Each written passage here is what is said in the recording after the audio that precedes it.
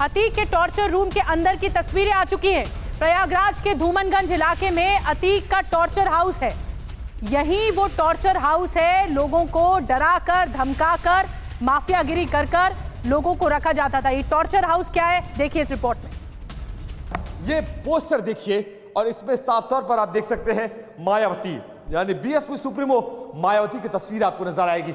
एक ही घर में एक ही छत के नीचे मायावती भी है और एक ही छत के नीचे अखिलेश यादव से लेकर मुलायम सिंह यादव तक की तस्वीर आपको नजर आएगी। यहां से देखिए मुलायम सिंह यादव के सैफई से लेकर संसद तक की तस्वीर का विश्लेषण करती हुई एक बड़ी सी बुक और इसके साथ ही समाजवादी पार्टी के उम्मीदवार के तौर पर अतीक अहमद की पहचान यहां पर पिछले 6 साल से जब अतीक अहमद जेल में गया उसके बाद से उसके बुरे दिन शुरू हुए। एक एक करके उसकी संपत्तियों को सरकार कब्जा करती गई क्योंकि सरकार को शिकायत मिलनी शुरू हो गई कि ये तमाम संपत्तियां जबरन हड़पी गई हैं, बाजार के रेट से सस्ते रेट दरों पर खरीदी गई हैं और आज जबरन अतीक अहमद इस पर काबिज है। इससे पहले की सरकार हो या फिर पुलिस हो, किसी का दम किसी की मजाल नहीं थी कि वो अतीक अहमद के गिरबान पर हाथ डाल पाता। यहीं पर उसकी वो तमाम तिजोरियां रहा करती थी जिसमें करोड़ों कैश हुआ करता था। जो बाहर से धमकी देकर उगाही करके पैसे आते थे वो इसी घर में लाए जाते थे और इसके साथ साथ यहीं पर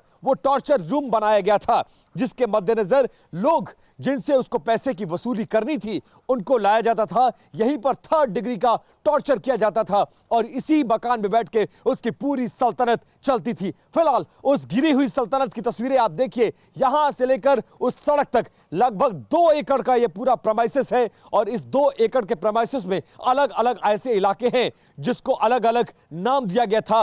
कहां किसको रखना है, किसको अपहरण करके लाना है, किसके साथ कैसा बर्ताव करना है, उन तमाम चीजों का ब्यौरा अभी भी इस पूरी बिल्डिंग या इस पूरे खंडहर बन चुके मकान में नजर आएगा। 1st डिग्री का जो टॉर्चर है वो इसी कमरे में दिया जाता था और इस कमरे में फिलहाल आपको ताला बंद नजर आएगा। इसके अंदर झांकने पर कुछ भी नजर नहीं आएगा। तो विपिन चौबे की रिपोर्ट आप तक पहुंचा रहे थे। आपने टॉर्चर रूम देखा, 2 एकड़ में फैला हुआ है। 1st degree, 2nd degree, 3rd degree. अब 3rd डिग्री टॉर्चर क्यों करता था अतीक और क्यों देता था 3rd डिग्री?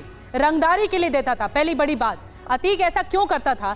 विरोध की आवाज उठाने वालों पर इस तरह के टॉर्चर करता था, राजनीतिक विरोध करने वालों पर इस तरह के टॉर्चर करता था, पुलिस या कोर्ट का रुख करने वालों पर इस तरह के टॉर्चर करता था, धमकाता था, उन्हें पिटवाता था, मारपीट करता था अपने गुर्गों के जरिए। विरोध की आवाज उठाने पर इस तरह का टॉर्चर दिया जाता था, वो भी 3rd डिग्री टॉर्चर, मामूली नहीं 3rd डिग्री टॉर्चर। इस तरह से जैसा कि विपिन चौबे दिखा रहे थे।